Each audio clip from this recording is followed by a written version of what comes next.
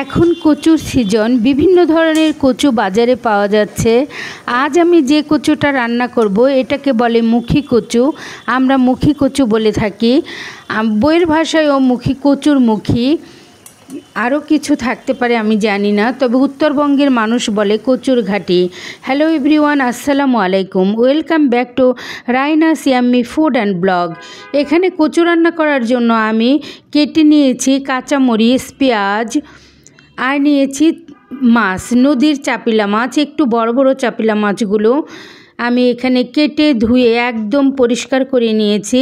আর নিয়েছি কচুরমুখী, দেখতে পাচ্ছেন কচুরমুখীগুলো একসাথে দলা পাকানো, কারণ এটার মধ্যে এটা হচ্ছে ফ্রোজেন করা। আমি কচুরমুখী এনেছিলাম কিছুদিন আগে, ওগুলো পচে যাবে বলে একটু কেটে ধুয়ে পরিষ্কার করে একটা জিপলক ব্যাগে ভরে আমি রেখে দিয়েছিলাম। একদম খুবই সুন্দর আছে। এটা কিন্তু একটা টিপস, যে কোনো ধরনের সবজি আপনারা যদি দেখেন পচে যাবে, বাসায় অনেকগুলো এনে ফেলেছেন, তখন কিন্তু এই টিপসটা ফলো করতে পারেন।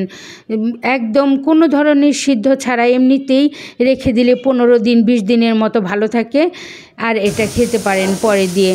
এখন এখানে চুলায় আমি একটা প্যান বসিয়ে দিয়েছি। প্যান বসিয়ে তেল দিয়ে মাছগুলো আমি ভেজে নিচ্ছি, চাপিলা মাছ।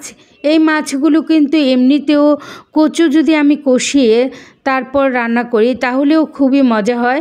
যেহেতু আমার ঘরে একটু চলবে না, তার জন্য আমি একটু ভেজে নিচ্ছি। এমনিতে কাঁচাও রান্না করতে পারেন, এটা খুবই মজার মাছ যারা পছন্দ করেন। এখন এক পিঠ মাছগুলো আমি খুব ভালোভাবে ভেজে নিচ্ছি, তারপর আরেক পিঠ উল্টে দিব। এই তো এক পিঠ ভাজা হয়ে গেছে, এখন আমি উল্টে দিচ্ছি আরেক পিঠ উল্টে দিয়ে একটু ভেজে নিব। এই তো মাছগুলো প্রায় ভাজা হয়ে গেছে, এখন উল্টে দিয়েছি, একটু ভাজা হলে এখন নামিয়ে নিব। যেহেতু একদম মুচমুচে করে ভাজবো না, হালকা ভাজবো। মাছ ভাজা হয়ে গেছে, এখন নামিয়ে নিচ্ছি।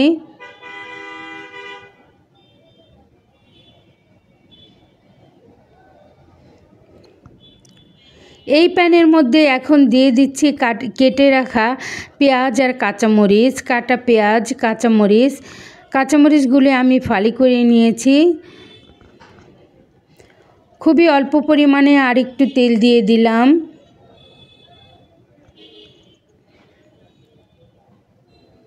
এখন পেঁয়াজগুলো এই তেলের মধ্যে ভেজে নিচ্ছি। দিয়ে দিলাম সামান্য আদা রসুনের পেস্ট, খুবই অল্প করে আদা রসুনের পেস্ট দিয়ে দিয়েছি। এখন আদা রসুনের পেস্টটা একটু ভালো করে ভেজে অল্প পানি দিয়ে কষাতে থাকবো। যেহেতু প্যানটা আমার গরম হয়ে গেছে বেশি, তার জন্য আমি আগে একটু পানি দিয়ে দিলাম হলুদ, মরিচ, ধনিয়ার গুঁড়া। এটা আমি আন্দাজ মতো দিয়েছি, যেহেতু আমার খুবই অল্প তরকারি, এর জন্য আমি অল্প করেই দিয়েছি। এখন এই মশলাটা খুব ভালোভাবে আমি কষিয়ে নেব। হলুদ, মরিচ, ধনিয়ার গুঁড়ার সঙ্গে আমার জিরা গুঁড়া আছে, এর জন্য আমি আর আলাদা করে দিচ্ছি না।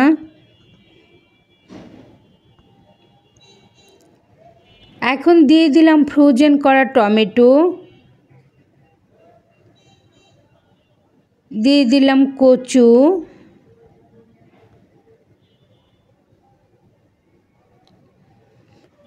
দিয়ে টমেটোর সঙ্গে একটু ভালোভাবে নাড়াচাড়া করে পানি দিয়ে আমি ঢেকে 10 মিনিটের মতো রান্না করব।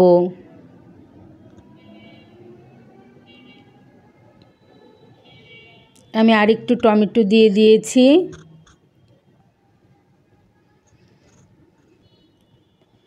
এখন একটু পানি দিয়ে দিচ্ছি, পানি দিয়ে ঢেকে 10 মিনিটের মতো রান্না করব।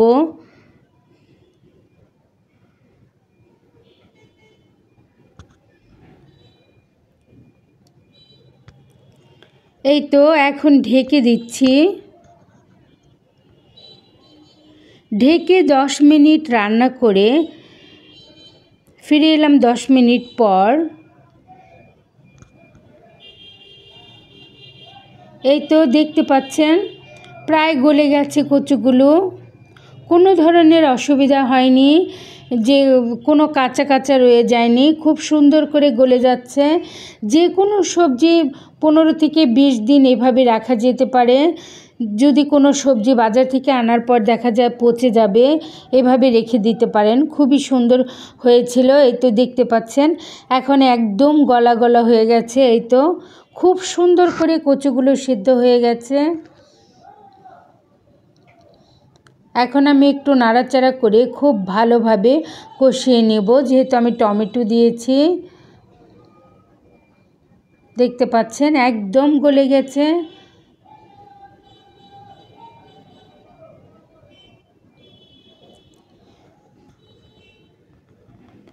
সবাই কচু পছন্দ করে না, যারা পছন্দ করে তারা অবশ্যই একবার ট্রাই করে দেখবেন। খুবই মজার একটা রেসিপি।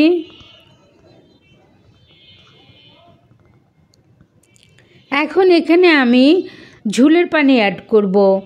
একটু ভালো করে কষিয়ে নিচ্ছি, যাতে করে টমেটোটা মশলার সাথে কচুর সাথে খুব ভালোভাবে মিশে যায়। এর জন্য আমি একটু ভালোভাবে নেড়ে চেড়ে নিচের সম্পূর্ণ পানিটা শুকানো পর্যন্ত কষিয়ে নিলাম।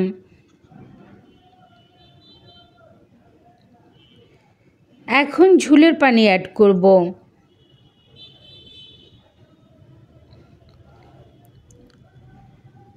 ঝোল যার যার ইচ্ছে মতো দিয়ে দিলাম পানি। পানি দিয়ে ভালোভাবে নাড়াচাড়া করে নেব। আর একটু দিতে হবে পানি। কচুর পানি কিন্তু এমনিতেও একটু টেনে যায়, তার জন্য একটু বেশি করে ঝোল দিতে হয় নামানোর পরে, নইলে শুকিয়ে যায়। এই তো আরেকটু পানি অ্যাড করলাম।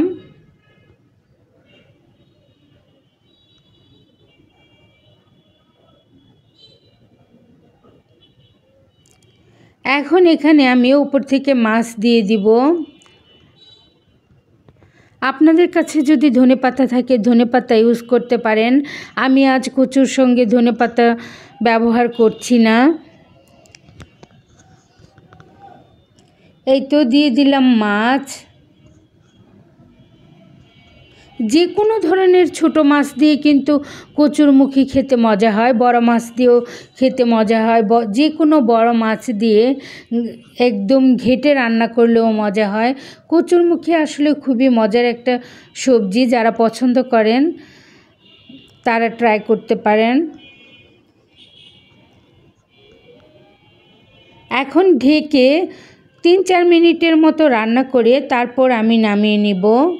এই তো ঢেকে আমি 3 মিনিটের মতো রান্না করে নিয়েছি।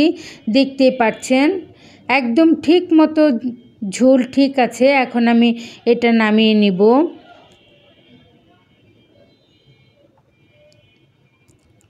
এখন আমি একটা বাটিতে বেড়ে নিচ্ছি। দেখতে পাচ্ছেন কতটা সুন্দর হয়েছে। দেখতে যেমন হয়েছে খেতেও কিন্তু ভীষণ মজার ছোট মাছের এই তরকারিটা। যারা পছন্দ করেন তারা অবশ্যই ট্রাই করবেন। আমার পাশে থেকে মজাদার এই রেসিপিটা দেখার জন্য সবাইকে অসংখ্য ধন্যবাদ। আসসালামু আলাইকুম।